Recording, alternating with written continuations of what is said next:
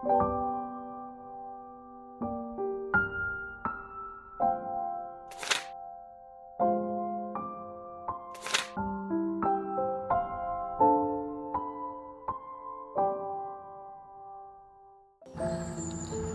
santos nga ebanghelyo para yun nga adlaw, Oktubre 15, tuig 2025, Miyerkules, han kakaruaan kag 8 nga simana han katuigan.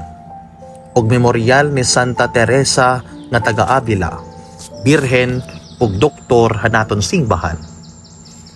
Kinuha dida kan San Lucas, kapitulo 11, bersikulo 42, kadahiton 46. Nagsiring ang Ginoo, pagka makaradlok para iyo mga Parisiyo, nahatag kamo han Dios, hani ka napulo kabahin han mga panakot, sugad ang tanglad, kanila, kan iba pa nga mga panakot, kundi papabayan niyo ang katadungan kanan pagigugmahan Dios. Kinahanglan unta buhaton niyo ini, hinwaray pagpasibaya han iba.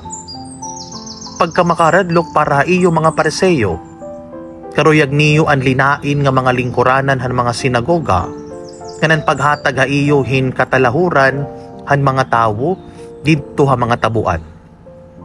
Pagka makaradlok para ha iyo, sugad kamo hinlubnganan nga waray tigaman nga tinatamakan han mga tawo, kay diri man hira maaram. Nagsiringayin usa nga mga magturutdo han balaod. Magturutdo, kung nasiring ka hini, ginpapakauluhan nimo kami. Binaton Jesus, pagka makaradlok haiyo liwat mga magturutdo han balaod, ginpapabugatan niyo ang mga tawo, hinmagkuri nga daradon, kundi diri nga ni kamo nabulig bisan na niyo tudlo, hinpag-alsa han daradon. Ang ebanghelyo han Ginoo, pagdayawon ka Kristo. Haliputay nga pamalandong mga kabugtuan para yan nga adlaw. Mga kabugtuan madanay, mas madalian pagpakita nga maupay kita kaysa maging ungod nga maupay. Mas madalian pagka maupay hatubangan ng tao kaysa pagka maupay hatubangan ng Diyos. And this is what Jesus exposes today. Faith is not performance, it is discipleship. And today as we celebrate Saint Teresa of Jesus, a great reformer and mystic, ginpapahinomdom kita kung ano iton ungod nga pagsunod kan Kristo from inside out. Duha nga butang mga kabugtuan. Siyahan kasing-kasing. Genuine love, not just appearances. Nasiring Jesus din ang ebanghelyo, pagka makaharadlok para iyo mga Pariseo, what do you Pharisees? Nahatag kamo han Dios sa di ka napulo kabahin ang mga panakot, kundi ginpapabayan niyo ang katungdan nga paghigugma sa Dios. You see mga kabugtuan, true discipleship begins with the heart, a sincere love for God and others. Iton buhat bisan kun maupay, inwaray pulos, kundiri bungahan pagigugma. God looks not at how impressive we appear, but at how much we love. Itong discipleship is not about what you show, but what flows from your heart. Salit mapakiana kita. Ano itong akon motibasyon hin pagserbi sa Diyos? Paghigugma ba o reputasyon? Ikaduha, bulig, lifting others, not burdening them. Nasiring liwat Jesus in Ebanghelyo, pagka makaharadlok para iyo mga Pariseo, what do you Pharisees? Ginpapabugatan niyo ang mga tawo, hin mga magkuri nga mga daradon, kundi dinirangani kamo nabuling.